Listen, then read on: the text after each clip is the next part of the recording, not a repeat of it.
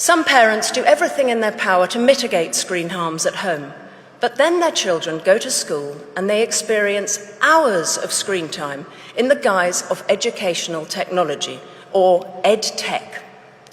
Whether that's in the form of iPads and Alexa voice assistants for nursery school children, learning systems like PowerSchool in primary school, or Google Classroom on secondary school devices, who has proven that this deluge of screen education is what's best for our children? No one has. If we step back and view this state of affairs through a compassionate lens, it's fairly understandable.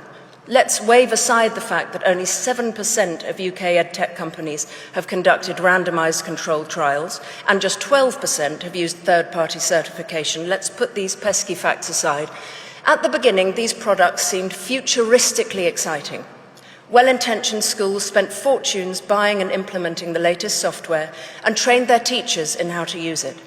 And some of the tools, like No More Marking, have been helpful for teachers. But now we have better data on how tech is impacting pupils, so we must press pause and, in many cases, rewind. The Karolinska Institute in Sweden recently published research concluding that there's clear scientific evidence that tools impair rather than enhance learning.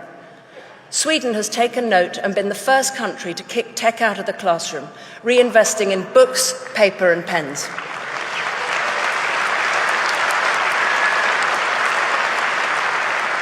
They had the courage to admit that EdTech was a failed experiment. Bill Gates himself said that devices have a lousy record in the classroom. Mark Zuckerberg went to a tech-free school in Boston. Steve Jobs didn't let his own children use iPads. UNESCO says moderation should be the key word relating to classroom tech use.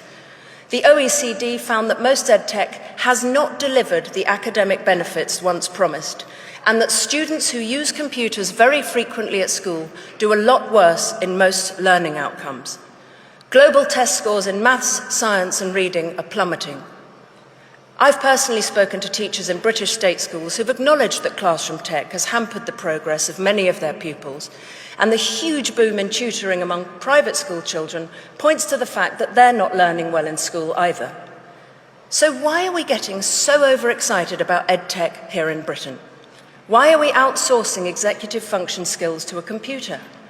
Why are we allowing exam boards to take every subject online by 2030? All the emerging research should generate a pulling up of the drawbridge rather than the open-armed embrace that we're seeing.